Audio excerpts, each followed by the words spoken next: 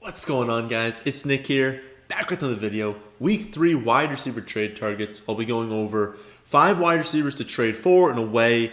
And just like with Joe Mixon yesterday, there's one player that kind of fits both sides that I want to talk about. And I've gotten a lot of questions surrounding this player since we had him more above ADP than any other early round wide receiver, so a ton of you drafted him. But we'll get into all of that after, of course, we do the stat of the day. Yesterday's stat. There are 6 tight ends with over 130 receiving yards. Mike Gesicki, Hunter Henry, Travis Kelce, Noah Fant, Dallas Goedert, and I said who was the 6th. The answer was Mo Alley Cox, and then, of course, Darren Waller also reached that mark on Monday night. So I will accept both answers, which means Brendan Hawkins and Matthew Roberts were the first to get that one right. Today's stat.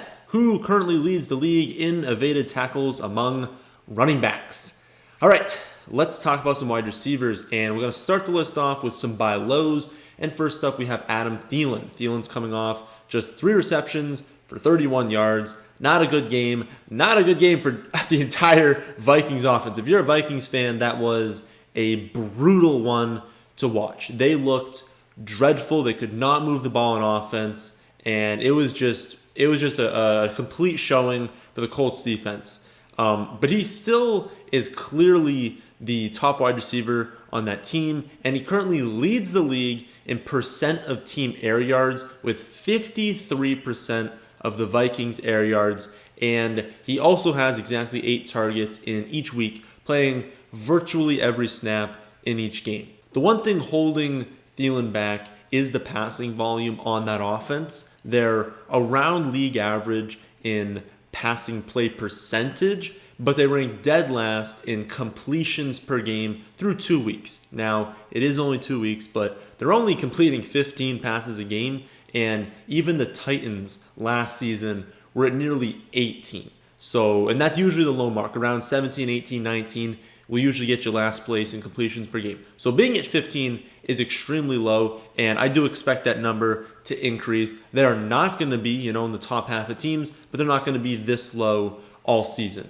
It's also worth noting that the Vikings defense has not been good. It's been very, very bad. So while they want to go very run heavy, they can't abandon the pass when teams are scoring over 35 points per game against them, right? If a team's scoring into the mid-30s, you just can't run the ball every play. You're going to have to pass at some point. I think we all know that Thielen's like a low-end 1, a high-end 2, whenever he's healthy. He's proven that in the past, and I think we saw his upside with that monster fourth quarter in week 1. So while the offense as a whole is absolutely a concern, he's got such a large share of it that I think last week was more of a fluke than anything, and so I would try to buy low on him after a very disappointing week. Next up, we have Marquise Brown. Brown ranks 8th in percent of team air yards, and his stat lines have been a bit muted after the Ravens have basically been in 2 blowouts. Both of these first 2 games, they've been up for the entire second half, and they haven't needed to throw the ball at all in these fourth quarters. But make no mistake, Brown is going off this season. His efficiency with Lamar at quarterback is insane, and there are very few players who have more weekly upside than Hollywood. The passing volume just so clearly flows through Brown and Andrews, and if they can ever play in a competitive game, then he's going off. This week he faces the Chiefs on Monday night in a game that the Ravens are only projected to win by 3 points, but no one watching this game is expecting a blowout. No one watching that game is going, oh, well, the Chiefs can't possibly win, right? These teams are very evenly matched. These offenses are very good. No one should be surprised if either team ends up winning this one. The total's at 53.5, and so that's not like some crazy high total, but that's an average, right? On average, they're going to score around 52 to 54 points, but you shouldn't be shocked if you see both these teams get into the 30s. Both these teams have solid defenses, though, so we also shouldn't be shocked if the game's a little bit more lower scoring. But for this breakdown of Marquise Brown, it's just the fact that there's just no way the Ravens are going to just dominate the Chiefs to where they don't have to throw the ball in the second half. I think that's the most important point. And if that's the case, and we're in such a high leverage spot, I really think Marquise Brown is going off this week. My bold prediction to start the season at wide receiver was that Marquise Brown will finish as a top 10 wide receiver. I absolutely still stand by that, and there's no way you're going to need to pay a wide receiver 1 price tag for him. But after Monday night, I think that's going to change. I think he's going absolutely nuts, and you're going to have to pay a lot more for him, so trade for him before that happens.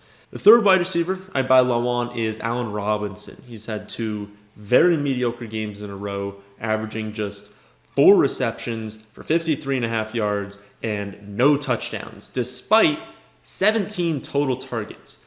I honestly just feel so bad for the guy because it's not his fault. Like, he's playing great, he's getting open. Trubisky he doesn't know how to throw a football. I mean, let's just call it what it is. He's terrible. Robinson is tied for 11th with, like I said, 17 targets, and yet only 8 of those have been catchable. And he's caught all 8. So only 8 of his 17 targets has it been even possible for him to catch them. Just for reference, Keenan Allen, Tyreek Hill, N'Keal Harry, and Julian Edelman have all also seen 17 targets. But they have 11, 12, 13, 15, and 16 of their 17 targets been deemed catchable, not 8. In fact, among the top 50 wide receivers in targets, only a handful have seen fewer targets deemed catchable than Allen Robinson. And among all wide receivers with more than 10 targets on the season, only AJ Green has seen a lower percentage of his targets deemed catchable. Unfortunately, the Bears are 2-0. And so the swap to Foles is going to have to wait a little bit longer. But at some point, Allen Robinson is going to see targets that he can physically catch, and he's going to catch them. And he's going to have a blow-up game. And I really think if you own Allen Robinson right now, you know what I'm talking about. He's cheap. All right, you drafted him to probably be your wide receiver 2 or maybe your wide receiver 1 if you went like 2 running backs to start. And so you're very disappointed with that production so far. So I can guarantee you, if you have some bench players that you can package together for Allen Robinson, this is a very, very cheap point to where he's going to be on the full season. And this week, you say, well, is it going to go down after this week? Probably not. He faces the Falcons defense that's allowed a 79% completion percentage, 386 passing yards per game, 39 points per game. We're ranking 31st in yards per pass attempt. If he can't do anything against the Atlanta defense, then I'll be concerned. But I think this is a spot for him to explode, and if he does, there's no way you're going to be able to get him for cheap after that. So trade for him before that happens. The top sell high this week is Juju. We talked about him a little bit last week. I mentioned that Deontay Johnson was the leader in both air yards and targets on the offense, and that despite the 2 touchdowns in week 1, Juju didn't look like the lead wide receiver. And that has absolutely proven to be accurate after week 2. Juju now ranks 5th in percent of team air yards behind Deontay Johnson, but also Ebron, James Washington, and even Chase Claypool. He still ranks behind Deontay Johnson in total targets as well, and he now ranks outside the top 55 in yards per route run. Now, I don't have him in any leagues, and we didn't list him as a target, so I don't think a ton of you have him as well, but I'd be very concerned as a Juju owner. He can absolutely finish as a wide receiver 1. We saw the 2 touchdowns in week 1. He is going to have a relatively efficient season. He's going to catch a decent amount of his targets just because he is playing 82% of his snaps from the slot. And so you have to think with a really good quarterback playing the slot, you're going to catch most of your targets. So that could work out for him. But he's not the best wide receiver on this roster right now. And honestly, in a few years, I don't think he will be even maybe the 3rd best. I guess he would be the 3rd best. I really think Chase Claypool is legit. And he's not going to pass Juju this year. That's not in his range of outcomes. But he's going to in the future. And I know this is season long, but if you look at this roster, the point is they have a lot of talent. So this isn't just Deontay and Juju and no one else. Ebron's going to have his touchdowns. He's going to have his breakout games. Claypool's going to be used more and more each and every week. James Washington is still going to be used downfield. And so the only role left for Juju is in these short and intermediate routes, and that's not super conducive for fantasy production, at least high-end fantasy production, especially when we're not getting a boatload of targets. Michael Thomas is the best case for these short and intermediate routes because he sees like a million targets a game. Well, that's fine. Juju can produce on these routes if he's getting that many targets, but he's not, and that's a problem. So I'd be concerned if I owned him. He had a good enough week 1 and a good enough week 2 to where I still think you can get a lot of value for him, and if you can, I would do it. The final player we'll go over today is someone that I have been asked about a lot, like I said, and it's Calvin Ridley, right? I mean, we had him ranked 11 spots above ADP and listed as a target. So almost all of you, if you have multiple teams, probably have him on one.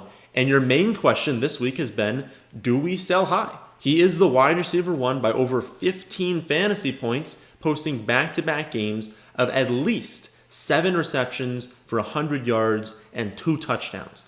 Now, obviously, you cannot expect that sort of production each and every week. If he continued this, he'd be on pace for 128 receptions, over 1,900 yards, and 32 touchdowns. That is not going to happen, okay? But think about why we liked this offense. They have an elite quarterback, an extremely condensed target share, and a very bad defense. It's not the exact same situation we saw with Tampa Bay last season. Winston is obviously not as good as Matt Ryan, and the Bucs had a better defense than the Falcons have this year. But the idea that we liked both of these offenses centered around, we know there's going to be a ton of targets, and we know exactly where those targets are going.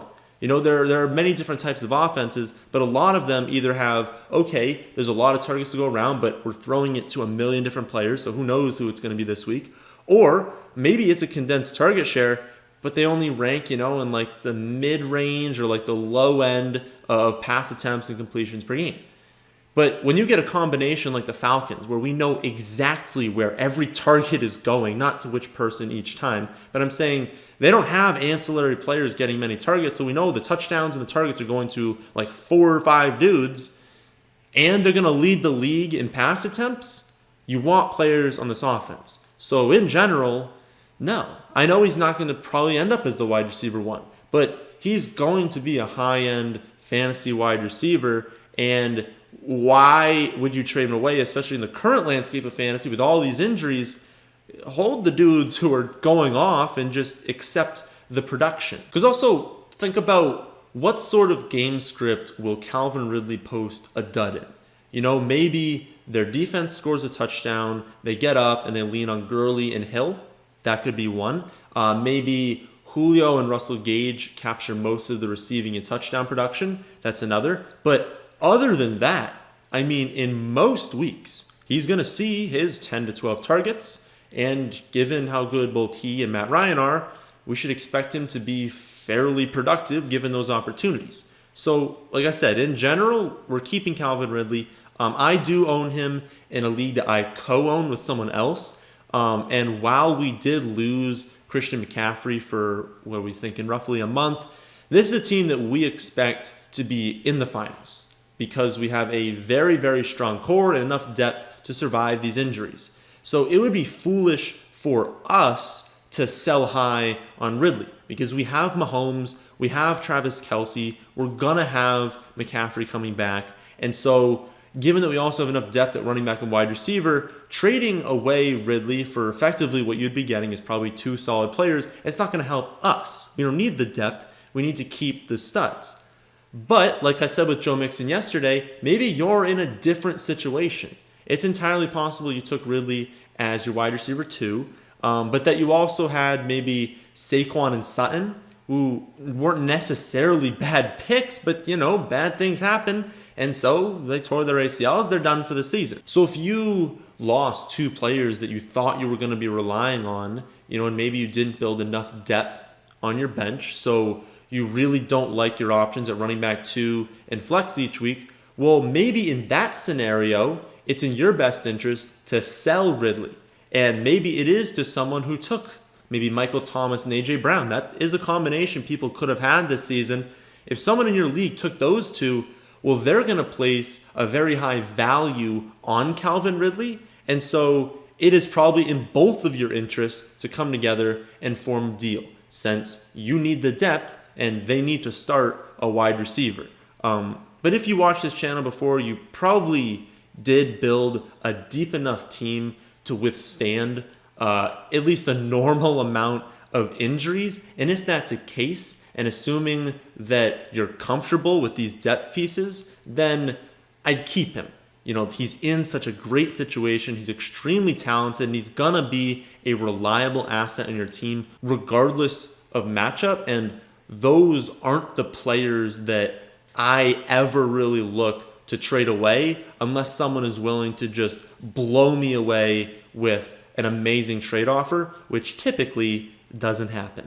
So those are my thoughts on 5 different wide receivers this season. If you want to see a complete list of wide receivers and running backs that I'd be trading for and trading away, you can check that out at our website, thefantasyfootballadvice.com.